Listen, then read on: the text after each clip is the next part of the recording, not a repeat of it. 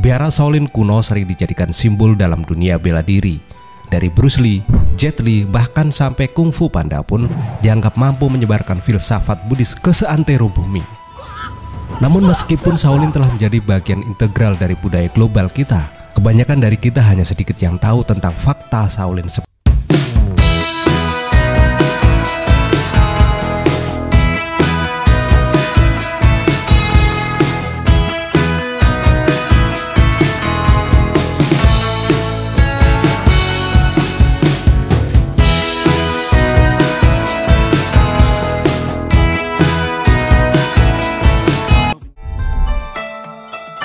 Shaolin dimulai dari orang India.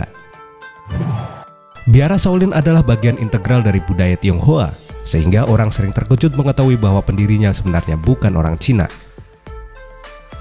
Dikenal sebagai Batuo atau Buddha Badra, pendiri Shaolin adalah seorang biarawan Buddha yang mengembara dari India, yang tiba di Kekaisaran Wei Utara sekitar tahun 464 Masehi. Dia berkhutbah di sana selama beberapa dekade sebelum Kaisar Xiaowin memerintahkan pembangunan biara Shaolin di Monsong di Provinsi Henan sekarang, dan menjadikan Batuo sebagai abbas pertamanya. Sumber dari periode ini jarang diberitakan, namun vihara pertama tersebut telah berfungsi sebagai pusat menerjemahkan teks-teks Buddhis ke dalam bahasa Cina. Di bawah kepemimpinan Batuo, para biksu mengikuti aliran Buddhisme Hinayana. Karena aliran Hinayana sangat sulit untuk diikuti bahkan bagi para biarawan sekalipun. Biara tersebut sangat sulit untuk berkembang sejak kedatangan Bodhidharma, seorang biksu India lainnya. Aliran Hinayana dibuang dan diganti dengan Buddhisme Chen atau Zen yang diikuti oleh para biarawan Shaolin sampai hari ini. Shaolin bukan satu-satunya pencetak prajurit biksu. Bertentangan dengan kepercayaan yang sudah dikenal, sebenarnya Shaolin tidak memegang monopoli atas bisnis prajurit biksu. Berabad-abad sebelum Shaolin didirikan, biarawan-biarawan Buddha Cina lainnya telah menyimpan senjata dan berlatih seni bela diri. Shaolin sendiri dibangun untuk menjadi pusat pembelajaran yang damai. Menurut legenda, saat kedatangan Bodhidharma pada abad ke-5 atau ke-6 Masehi, para biksu Shaolin mulai mempraktikkan keterampilan bertarung pada abad ke-14. Di India, naga sadus pernah menjadi pejuang yang paling banyak menggunakan senjata dan berperang dari semua sekte Hindu. Para pemuja Siwa, para sadus, dikenal oleh wisatawan saat ini sebagai orang suci Hindu yang mengenakan celana jepit dengan rambut kusut. Tapi selama masa Mughal, mereka termasuk di antara prajurit yang paling ditakuti.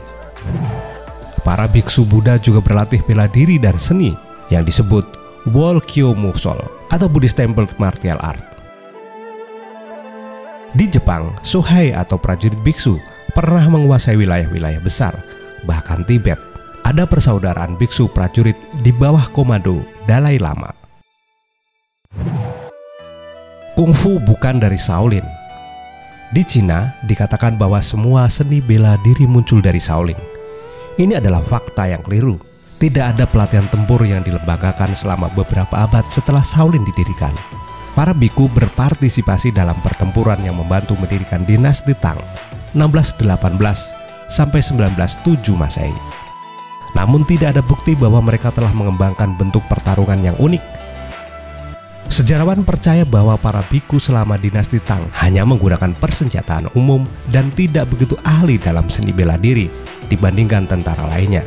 Sementara catatan paling awal tentang seni bela diri Shaolin berasal dari abad ke-14.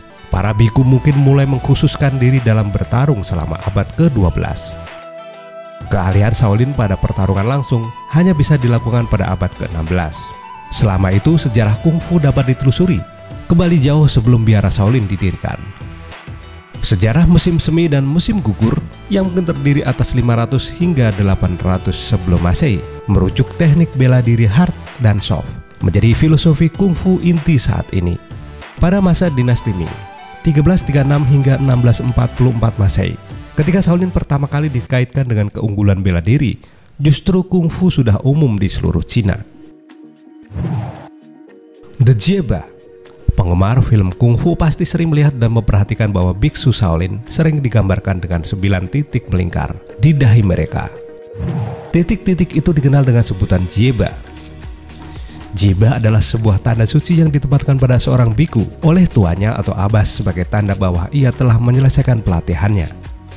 Jibah memiliki arti penting dalam Shaolin. Setiap titik menandakan salah satu aturan dasar perilaku yang harus diikuti setiap biku. Sayangnya, jibah adalah hal yang dilarang sampai saat ini. Penyematan jibah melibatkan upacara panjang, di mana para biku harus melakukan meditasi intens dan mengkondisikan fisik selama 1 bulan. Pada klimak upacara tersebut, 9 batang dupa ditempelkan di bagian atas kepala dengan pasta. Tongkat dupa ini kemudian dibiarkan menyala sampai kulit kepala hangus dan benar-benar hitam. Pada tahun 2007, pemerintah Cina akhirnya mengumumkan pencabutan sebagian dari larangan tersebut, yang memungkinkan para biarawan untuk menghidupkan kembali tradisi kuno tersebut. Hanya 100 biku yang dianggap siap secara fisik dan mental menerima jibah, dan hanya 43 yang benar-benar menjalani upacara pemberian merek tersebut. Sampai saat ini hanya ada 1 orang barat yang diketahui telah menerima Tessino Jibah, Franco, yang juga dikenal sebagai Xian Fan, seorang biarawan kelahiran Italia yang sekarang mengelola sebuah kuil yang berafiliasi di California.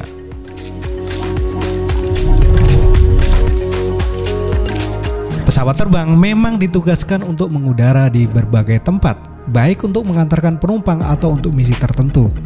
Tapi jangan salah, rupanya tak semua tempat mengizinkan burung besi itu untuk melintas di atasnya. Tentunya hal ini didasari berbagai faktor, misalnya karena alasan keamanan dan dikhawatirkan mengotori bangunan, seperti di Taj Mahal, India. Namun tak hanya di Taj Mahal, ada pula beberapa tempat lain yang melarang pesawat terbang lewat di atasnya.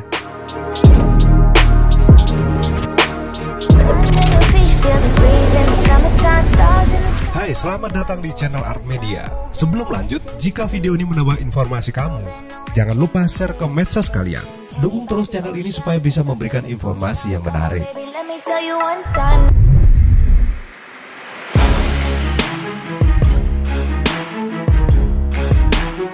Walt Disney di Florida dan Disneyland Anaheim, California. Pertama, ada Walt Disney di Florida dan Disneyland Anaheim, California yang melarang adanya penerbangan pesawat di atasnya. Namun larangan pesawat itu berlaku hanya 3.000 kaki di atasnya, khususnya di Cinderella Castle yang berada di Magic Kingdom. Perbatasan terbang ini mulai berlaku sejak serangan teroris 9 September dan mulai disahkan sejak 2003 silam. Kami mempunyai pendekatan komprehensif demi keamanan yang mencakup tindakan terlihat dan tidak terlihat, tapi tetap mengutamakan prosedur keamanan kami, namun tidak mengorbankan efektivitas mereka, ujar salah seorang juru bicara Disney, seperti dikutip dari The Sun.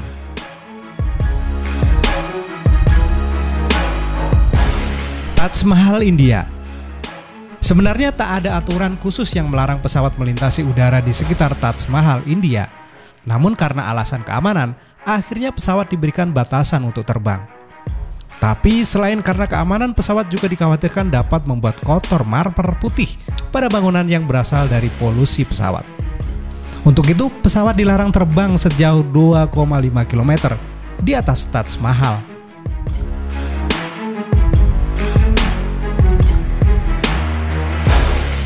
Buckingham Palace juga melarang pesawat untuk mengudara langsung di atas bangunan itu.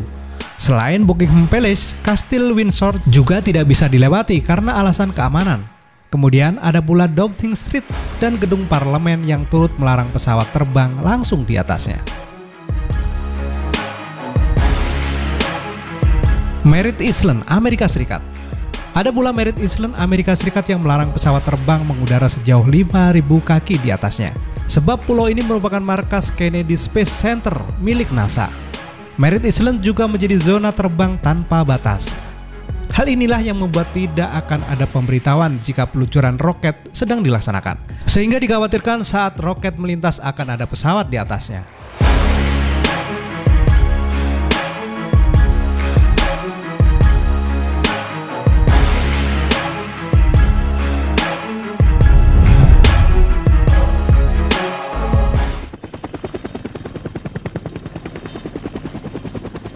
Setiap pesawat tentu memiliki rute penerbangan yang dikeluarkan oleh otoritas maskapai penerbangan.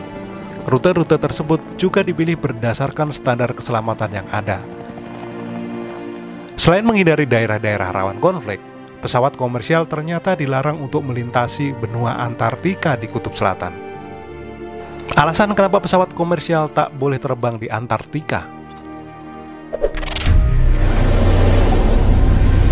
Hai, selamat datang di channel Art Media. Sebelum lanjut, jika video ini menambah informasi kamu, jangan lupa share ke medsos kalian. Dukung terus channel ini supaya bisa memberikan informasi yang menarik.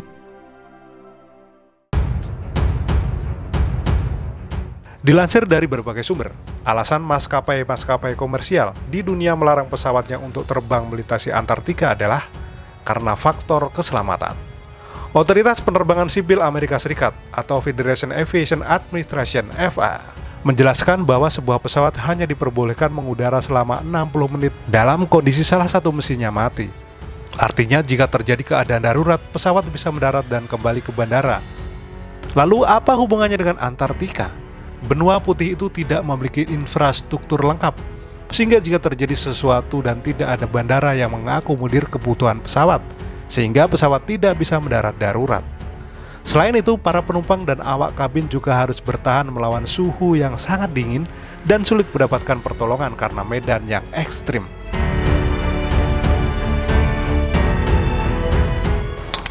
Sementara itu, menurut pilot Ken Borix yang pernah terbang di Antartika saat melakukan misi penyelamatan mengatakan bahwa temperatur ekstrim di Antartika justru mempengaruhi badan pesawat. Kamu juga harus memperhatikan terhadap ekstrimnya temperatur yang bisa saja menjadi sangat ekstrim, ujar Lotit seperti dikutip dari National Geographic.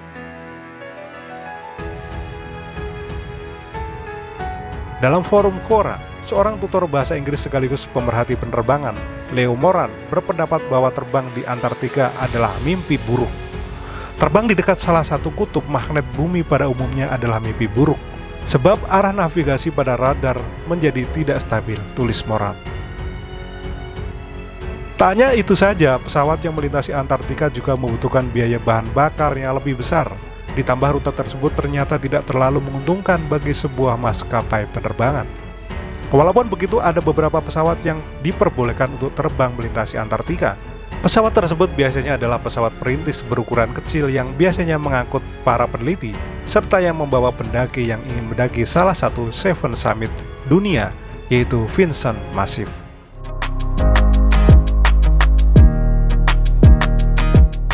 Selain Antartika, ada juga beberapa tempat di dunia yang dilarang dilintasi pesawat komersil, salah satunya kawasan Tibet, dengan kawasan pegunungannya yang menjulang tinggi.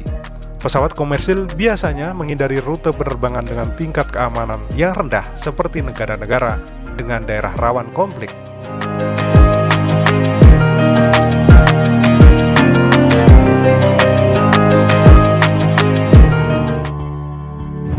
Siapa yang tidak kenal dengan Bandara Internasional Soekarno-Hatta atau biasa disebut Bandara Suta? Bandara Suta kini menjadi salah satu bandara yang paling sibuk di Asia dengan melayani penumpang tujuan domestik maupun internasional. Tak hanya menjadi salah satu bandara tersibuk di Asia, dilansir dari Se-Asia, berdasarkan jumlah penumpang, Bandara Soekarno-Hatta juga masuk dalam urutan ke-10 sebagai bandara tersibuk di dunia. Namun, selain menjadi bandara tersibuk di Asia dan dunia, nyatanya juga terdapat fakta menarik lain tentang Bandara Suta. Apa saja itu? Simak video berikut ini. 5 fakta menarik Bandara Soekarno-Hatta, salah satu bandara tersibuk di Asia. Hai, selamat datang di channel Art Media. Sebelum lanjut, jika video ini menambah informasi kamu, jangan lupa share ke medsos kalian. Dukung terus channel ini supaya bisa memberikan informasi yang menarik.